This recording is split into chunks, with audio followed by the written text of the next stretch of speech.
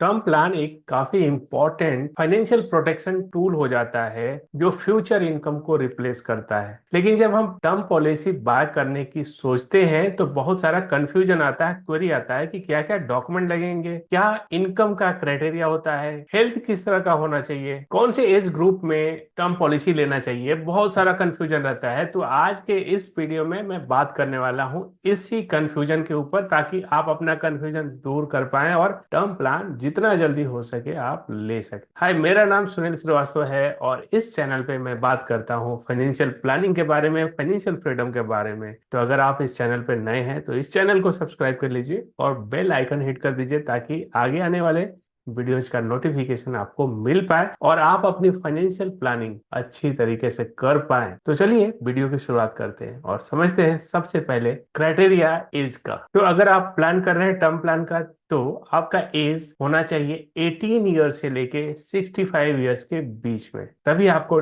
Policy मिल सकता है। Citizenship क्या होना चाहिए, अगर आप एनआरआई हैं तो क्या आपको पॉलिसी मिल सकता है? तो बिल्कुल आपको मिल सकता है। अगर आप इंडियन सिटीजन हैं, एनआरआई हैं, पीआईओ होल्डर हैं, तो भी आपको टर्म पॉलिसी मिल सकता है। हेल्थ कंडीशन कैसा होना चाहिए जब आप अप्लाई करते हैं टर्म प्लान के लिए? तो आपको बिल्कुल ये ध्यान रखना है कि जब आप अप्लाई करते हैं आपका हेल्थ अच्छा हो तो ही टर्म प्लान मिलता है। हालांकि इसका मतलब ये नहीं कि अगर आपको पास्ट में कोई बीमारी हुई है और आप ठीक हो गए हैं तो नहीं मिलेगा, बिल्कुल मिलेगा। लेकिन आपको डिक्लेयर करना होता है आपके हेल्थ कंडीशंस के बारे में और प्रीवियस जो भी मेडिकल हिस्ट्री रहा है उसके बारे में आपको डिटेल रिपोर्ट देनी चाहिए जब आप टर्म पॉलिसी बाय करते हैं। बहुत बार ये कंफ्यूजन होता है कि बीपी यानी ब्लड प्रेशर या डायबिटीज है तो पॉलिसी मिलेगा या नहीं मिलेगा।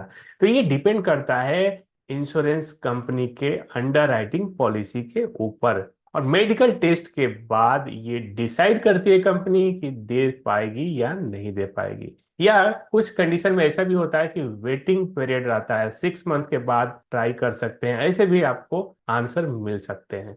और कुछ सिनेरियो में ऐसा भी होता है जब कंपनी आपको एडिशनल प्रीमियम चार्ज करके आपको पॉलिसी देती है। इसको रेट अप बोला जाता है, यानी एडिशनल प्रीमियम अगर आप पे करेंगे, क्योंकि यहाँ पे रिस्क ज्यादा हो जाता है कंपनी के लिए, तो वहां पे आपको चार्ज ज्यादा करती है कंपनी पॉलिसी देने के लिए। नेक्स्ट बात कर लेते हैं स्मोकिंग हैबिट के बारे में। अगर आप स्मोकर हैं तो भी आपको पॉलिसी मिलता है, बट प्रीमियम आपको ज्यादा पे करना होता है अगर हम कंपेयर करें नॉन स्मोकर पर्सन के साथ, क्योंकि यहाँ पे कंपनी का रिस्क बढ़ जाता है स्मोकिंग की वजह से, टबैको की वजह से। और आपको ये बिल्कुल डिक्लेयर करना चाहिए अगर आप स्मोकर हैं, क्योंकि ये मेडिकल रिपोर्ट में ये आ ही जाएगा। इवन अगर आप कुछ साल पहले स्मोक करते थे, अभी नहीं कर रहे हैं, फिर भी आपको बताना चाहिए उसके बारे में कि आप कितने साल से नहीं स्मोक कर रहे हैं, और उसके अकॉर्डिंगली कंपनी डिसाइड करती है कि पॉलिसी का प्रीमियम कितना होगा या पॉलिसी दे पाएगी या नहीं दे पाएगी। कुछ लोग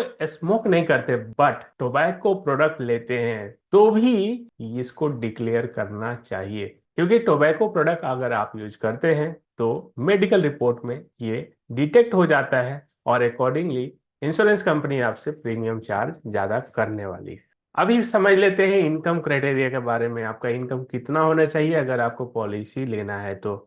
और ये मैं पार्टिकुलरली बात कर रहा हूँ Tata AIA life insurance company के बारे में, जिनका क्राइटेरिया है कि अगर आप 3 लाख से ज्यादा का भी अर्निंग कर रहे हैं तो आपको टर्म पॉलिसी मिल सकता है अगर आप ग्रेजुएट हैं। अगर आप अंडर ग्रेजुएट हैं तो इनकम 5 लाख या उससे ज्यादा होना चाहिए। और ये मैं बात कर रहा हूँ मेजर सिटीज के बारे में। अगर आपका इनकम 10 लाख से ज्यादा है और इवन आप 10th पास है, 10वीं पास है, तो भी आपको टर्म पॉलिसी मिल सकता है। तो ये क्राइटेरिया हो गया इनकम का। जो कंफ्यूजन रहता है कि इनकम कितना रहेगा तो टर्म पॉलिसी मिलेगा।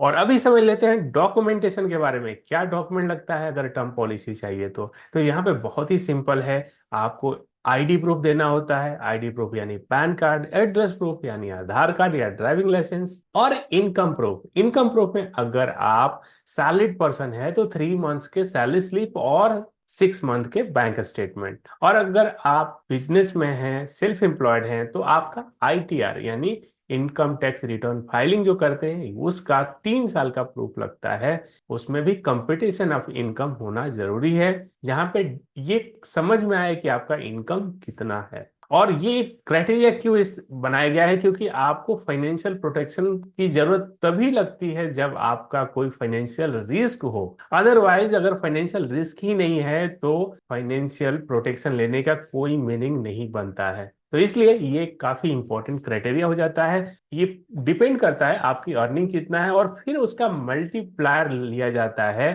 Term plan. नॉर्मली बात करें तो जितना भी आपका इनकम है उसका 15 to 20 टाइम्स जब आप लेते हैं तो जो भी इनकम रहता है उसका मल्टीप्लाई करते हैं 15 to 20 टाइम्स। एग्जाम्पल के लिए 5 लाख का इनकम है, 20 टाइम्स करते हैं तो 1 करोड़ का कवर होता है, जो कि नॉर्मली ये एलिजिबिलिटी कैलकुलेट किया जाता है। और ये डिपेंड करता है एज के ऊपर भी। टर्म पॉलिसी किसको लेना चाहिए, ये भी बहुत बड़ा क्वेश्चन आ जाता है। तो सबसे पहले जो अर्निंग स्टार्ट कर रहे हैं उनको लेना चाहिए, यानी यंग अगर हैं तो पॉलिसी जल्दी से जल्दी लेना चाहिए। इसके पीछे दो मेजर रीजन है। पहला रीजन है कि जितना कम एज रहेगा उतना प्रीमियम कम आएगा, और यही प्रीमियम पूरे टेन्योर के लिए सेम रहता है। प्रीमियम इंक्रीज नहीं होता है। जिस तरह से हेल्थ पॉलिसी में प्रीमियम बढ़ता है आपकी एज बढ़ने से, उस तरह से यहाँ पे टर्म प्लान में आपका प्रीमियम नहीं बढ़ता है एज बढ़ने से। यानी जो एज में आप पॉलिसी लेते हैं आपका जो भी प्रीमियम डिसाइड होता है यही कंटिन्यू रहेगा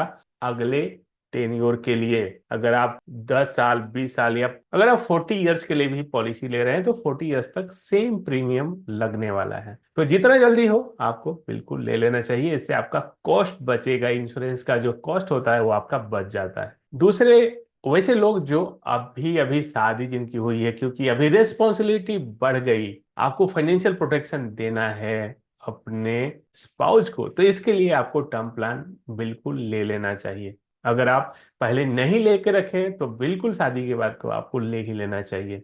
और तीसरा, पेरेंट्स। वैसे पेरेंट्स जो अभी तक पॉलिसी नहीं लिए हैं बट पेरेंट्स बनने के बाद बिल्कुल लेना चाहिए, क्योंकि आपकी जिम्मेदारी बढ़ जाती है छोटे बच्चों का एजुकेशन और उनके बड़े होने तक। जब तक आपके ऊपर डिपेंडेंट है तो आपकी रिस्पॉन्सिबिलिटी बन जाती है टर्म प्लान लेना और सिक्योर करना फाइनेंशियली, ताकि वो अपने लाइफ में किसी भी तरह के फाइनेंशियल डिफिकल्टी फेस ना करें। तो मैंने अभी तक जो पॉइंट बताए मैं फिर से रिपीट कर देता हूँ। पहला था एज क्राइटेरिया जो 18 to 16 के बीच में होना चाहिए। सिटीजनशिप, इंडियन सिटीजनशिप या एनआरआई इवन पीआईओ रहे तो भी पॉलिसी ले सकते हैं। हेल्थ कंडीशन अच्छा होना चाहिए, इवन प्रीवियस हिस्ट्री है अगर मेडिकल हिस्ट्री तो डिक्लेयर करके पॉलिसी ली जा सकती है। स्मोकिंग हैबिट है तो भी ले सकते हैं, हालांकि यहाँ प्रीमियम ज्यादा लगने वाला है। इनकम की बात करें तो 3 लाख से लेके ऊपर के इनकम स्लैब में है तो आपको पॉलिसी मिल सकता है। डॉक्यूमेंट सिंपल है, ID proof, address proof, photograph plus income proof लगता है आपको टर्म प्लान के लिए। और किसको लेना चाहिए? जो यंग प्रोफेशनल हैं, जो न्यूली मैरिड पर्सन है और